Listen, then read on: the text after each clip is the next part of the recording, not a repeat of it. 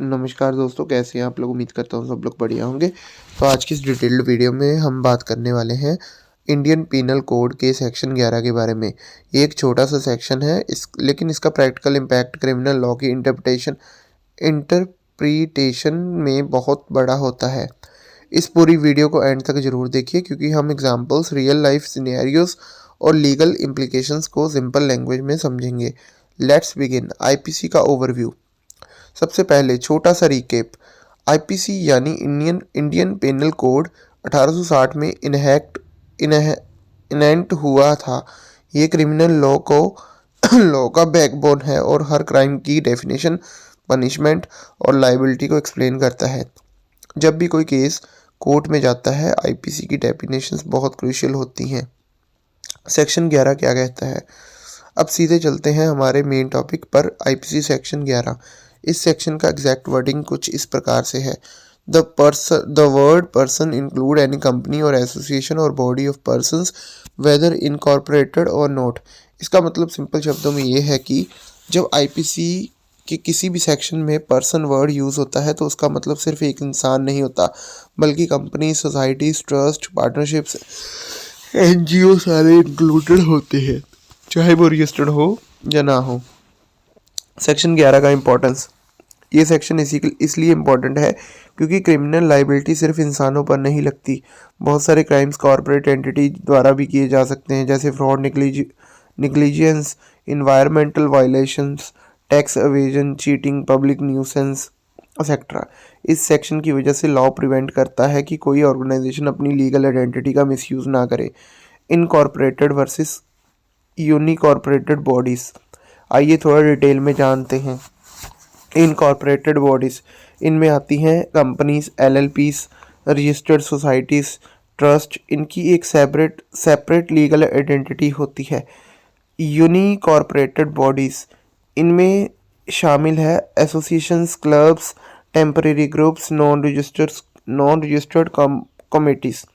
IPC section 11 दोनों को cover करता है, यानी अगर कोई अनरजिस्टर्ड कमिटी भी कोई इलीगल एक्ट करती है तो उसको भी पर्सन माना जाएगा। Real life examples. चलिए कुछ प्रैक्टिकल एग्जांपल्स देखते हैं जिससे आपको ये क्लैरिटी समझ आए। Environmental damage. अगर कोई कंपनी नदी में हार्मफुल केमिकल डंप करती है तो कंपनी को आईपीसी से सेक्शंस के अंडर पनिश किया जा सकता है क्योंकि सेक्शन 11 आपको उसको पर्सन मानती है। Public nuisance. अगर कोई हाउसिंग सोसाइटी इलीगल कंस्ट्रक्शन करके पब्लिक न्यूसेंस क्रिएट करती है, सोसाइटी भी आईपीसी के स्कोप में आती है। फ्रॉड। अगर एक पार्टनरशिप फर्म लोगों से बोगस इन्वेस्टमेंट स्कीम्स के नाम पर पैसे कलेक्ट करे और फ्रॉड करे, फर्म को भी क्रिमिनली लायबल माना जाएगा। ठीक है, एक्सप्लेन इन हिंदी। ठीक है जी। उसके बाद एग्जाम्पल 4, क्लब एक्टिविटीज़। अगर एक क्लब अंडरएज ड्रिंकिंग अलाउ करता है या इलीगल वेपन्स मेंटेन करता है, क्लब एक पर्सन है और आईपीसी अप्लाई होगा। Riot case. अगर एक unregistered political group riots plan करता है तो वो ग्रुप भी क्रिमिनली लायबल होगा। ठीक है जी।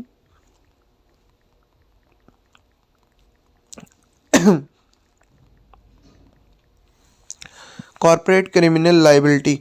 कॉर्पोरेट क्रिमिनल लाइबिलिटी इंडिया में कैसे काम करती है। मींस रिया इशू। कंपनीज के पास माइंडसेट नहीं होता तो लॉ डायरेक्टली माइंड्स का कंसेप्ट यूज़ करता है, यानी कंपनी के डिसीजन मेकर का इंटेंशन कंपनी के इंटेंशन माना जाता है। Punishment type. कंपनी को इम्प्रिजनमेंट नहीं दी जा सकती पर fine, license cancellation, business closure जैसे पेनल्टीज लग सकती हैं।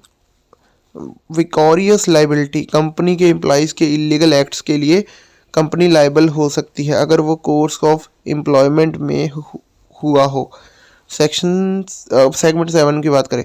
Section 11 and court interpretations.